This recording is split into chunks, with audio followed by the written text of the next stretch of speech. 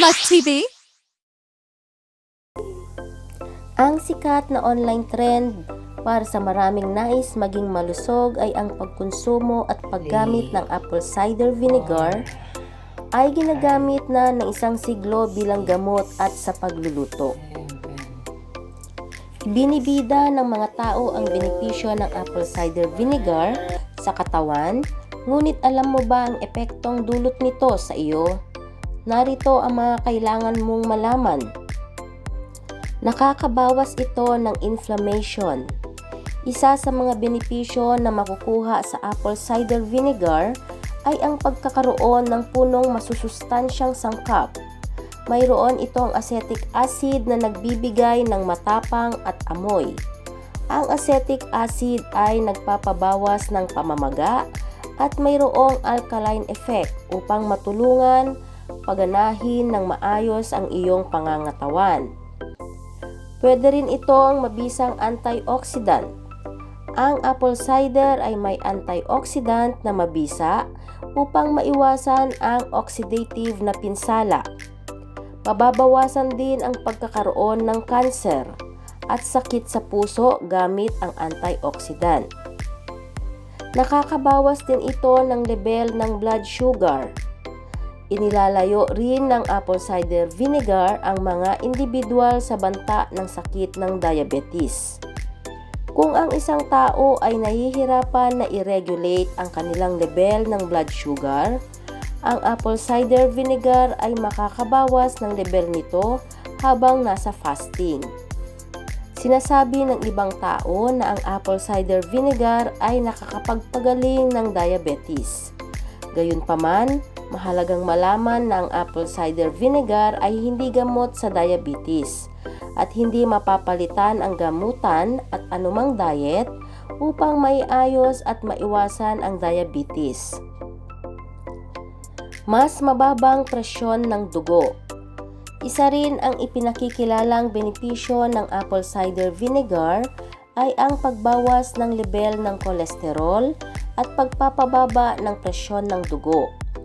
Nakatutulong ang apple cider vinegar upang ma-relax ang blood vessel upang hindi tumaas ang presyon ng dugo. Pinapabuti rin ang digestion. Maraming mga tao ang gumagamit ng apple cider vinegar upang matulungan sila sa kanilang problema sa digestion. Nakakatulong ito sa pag-breakdown ng protein-dense meals, mabawasan ang bloating, at mas mapabuti ang digestion.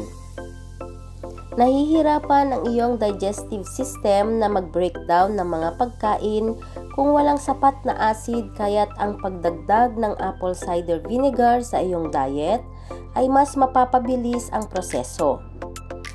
Epektibong antimicrobial. Noong araw, ginagamit ang apple cider vinegar upang ipanggamot sa mga sugat dahil ito ay mayroong antimicrobial properties. Dahil sa pinipigilan nito ang bakterya, ginagamit din ito sa pagpepreserba ng pagkain at pagpapanatili ng pagkain mula sa pagkasira. Pagbawas ng timbang. Maraming pag-aaral ang nagsasabing ang apple cider vinegar ay makakatulong sa pagbawas ng timbang. Sinasabing nakakapagpigil ito sa pagiging magana sa pagkain.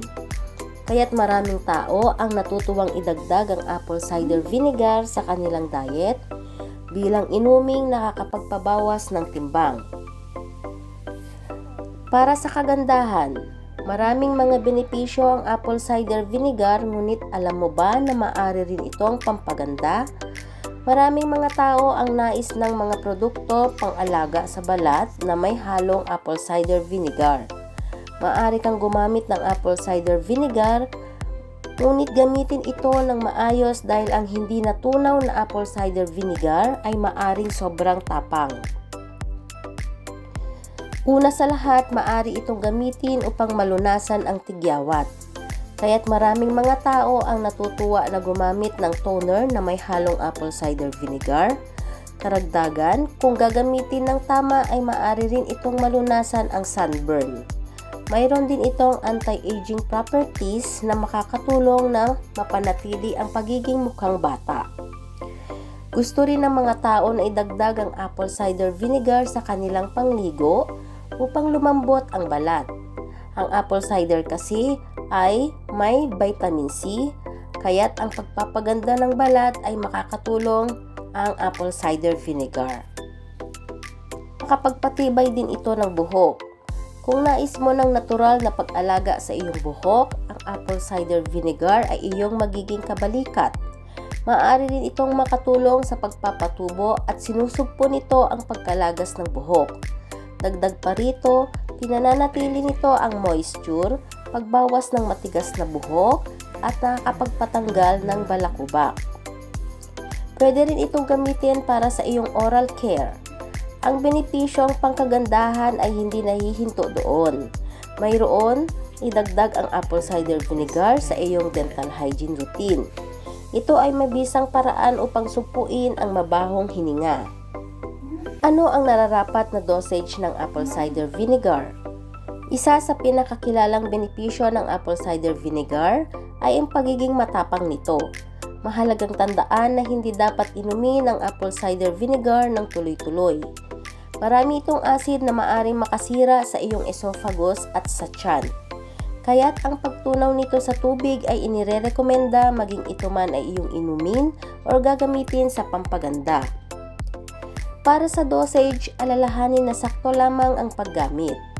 Mas madaling gumamit o kumonsumo ng higit sa inirerekomendang dami ng apple cider vinegar kada araw. Kadalasan, ang normal na dosage ay 1 to 2 na kutsara lamang of 15 to 30 milliliters. Ngunit paano uminom ng apple cider vinegar?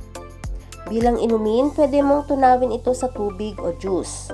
Maaari mong isama sa iba pang mga sangkap para sa paggawa ng dressing o salad.